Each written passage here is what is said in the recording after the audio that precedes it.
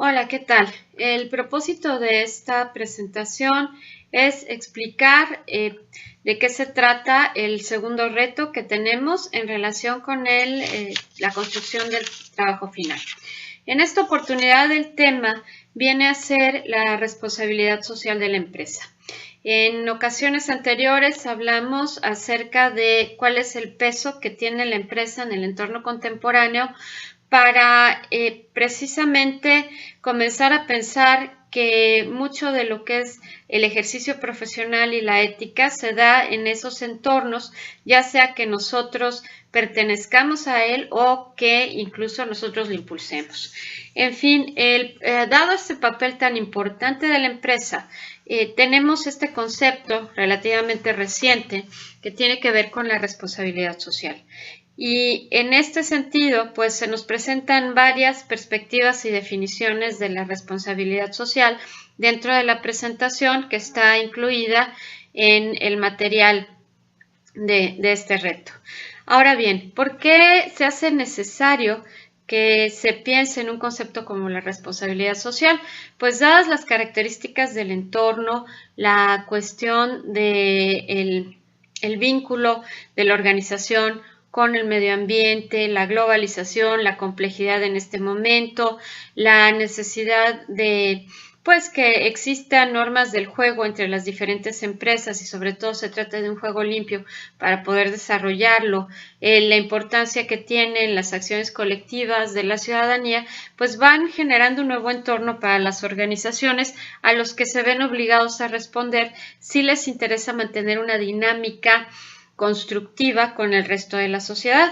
Se van a encontrar en el material anexo pues, algunas definiciones sobre la responsabilidad social que van desde la idea de la estrategia de negocios hasta la aplicación práctica que existe, ¿no? Pasando por una definición un poco más amplia y más ambigua o una que está afincada en la perspectiva ética que nos señala de una manera más precisa dónde están los impactos, como por ejemplo es el caso de la dignidad humana.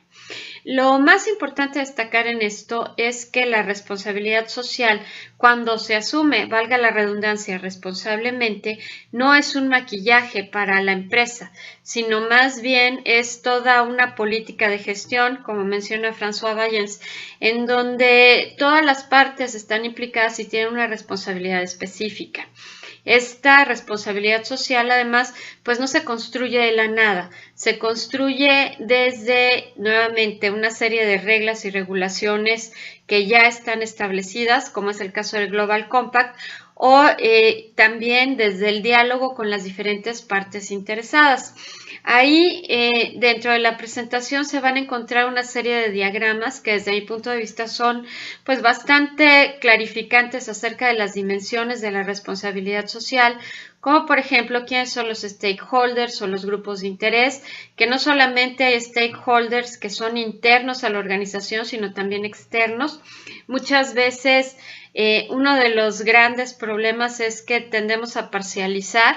A veces la organización está muy volcada hacia afuera y todos sus stakeholders los mira hacia afuera y no mira hacia adentro, que existe una responsabilidad social, por ejemplo, con el grupo de personas que forma parte de los trabajadores. Es decir, la responsabilidad social es muy amplia y necesita identificarse para que nosotros podamos pues darnos cuenta de la seriedad que abarca todo esto y además de cómo este proyecto que estamos proponiendo implica una responsabilidad en conjunto.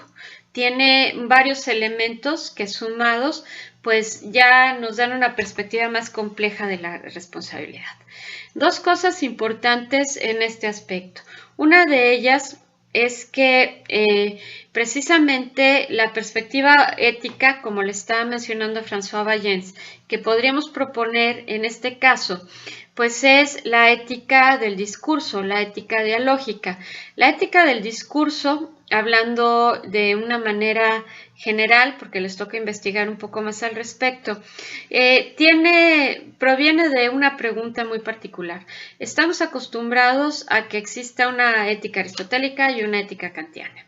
Pero en un mundo cada vez más complejo, esta idea de la ley universal, ante diferentes perspectivas de vida, ante la diferencia de las ante las transformaciones de las que hemos sido testigos en el mundo, nos llevan a preguntarnos si efectivamente existen principios universales que sean válidos para todos. Esta pregunta es la que detona la cuestión de la ética. ¿A qué se refieren Apple y Habermas cuando hablan si existen o no existen principios universales que sean válidos para todos?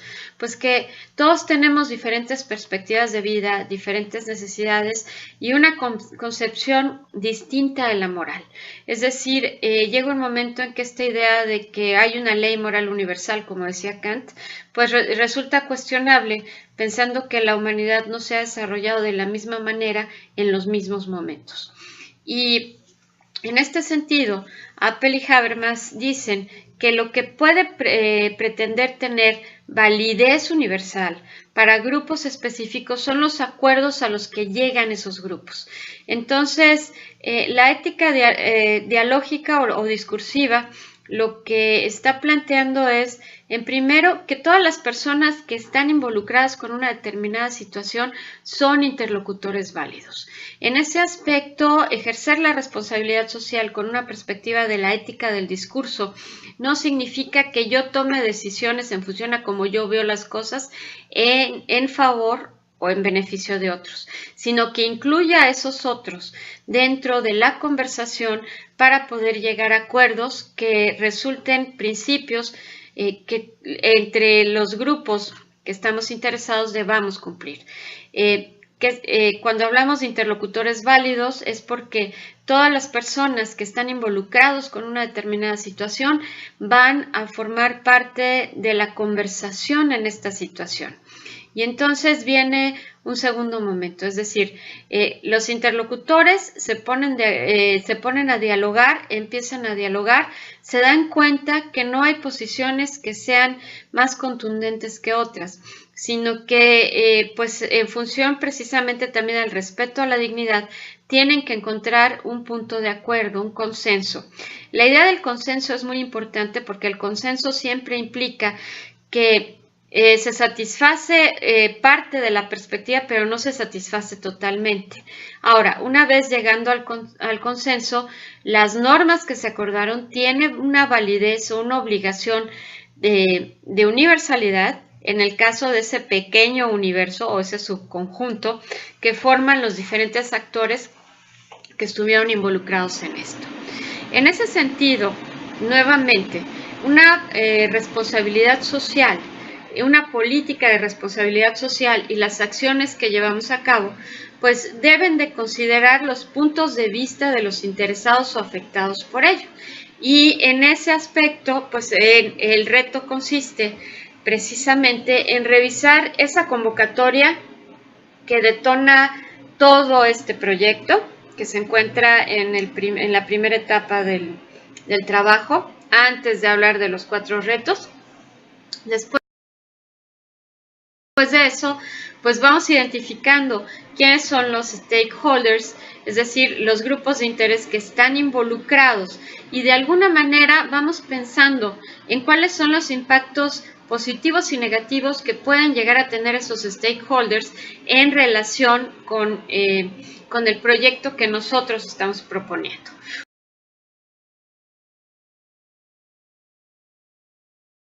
Un ejemplo que es relativamente simple, pero que es importante. Si tú abres una oportunidad de trabajo para personas, por ejemplo, que son madres solteras, el hecho de que las mujeres, el entorno en el que tengan que trabajar implica dejar el hogar un determinado número de horas, pues ellas se van a ver afectadas positivamente en el sentido de que van a obtener recursos para satisfacer sus necesidades, pero se van a ver afectadas negativamente en el sentido de que, pues si ellas son las responsables del cuidado de sus hijos, ¿quién los va a cuidar? Voy a hacer una pausa. Continuamos. Por lo tanto, hablando precisamente del caso de ofrecerle trabajo a mujeres que son jefas de familia y de alguna manera ver que se afectan positivamente al recibir ingresos y negativamente pues al modificar la dinámica familiar, entonces la pregunta es ¿cómo vamos a responder responsablemente ante esto? No se trata de que la organización, en este mismo caso, tome todas las decisiones que tienen que ver con ellas, sino que si estamos hablando en esta cuestión de la perspectiva ética y de la responsabilidad social, sean los dos grupos quienes se pongan de acuerdo para llegar a una conclusión. En este aspecto, un elemento importante también dentro de las características de este reto no es solamente hacer y entregar todo el análisis de impactos o los impactos que nosotros consideramos pues más importantes en determinados grupos de interés. Si nos vemos muy lejos, pues podríamos terminar impactando al universo entero y pues no se trata de eso tampoco, sino utilizar precisamente un ejemplo que yo llamé momento de responsabilidad,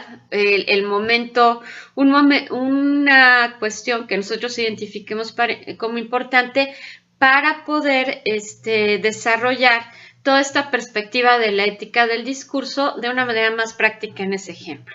Finalmente, también hay que entregar las conclusiones. Lo pueden hacer en el formato que ustedes decidan. Es importante, sobre todo, el rellenar el cuadro que les estoy incluyendo y todo lo demás lo pueden sintetizar de la manera en que ustedes consideren. ¿Cuál es la fecha límite de entrega? Pues será el jueves de la próxima semana, es decir, el jueves 14 de abril. Muchas gracias.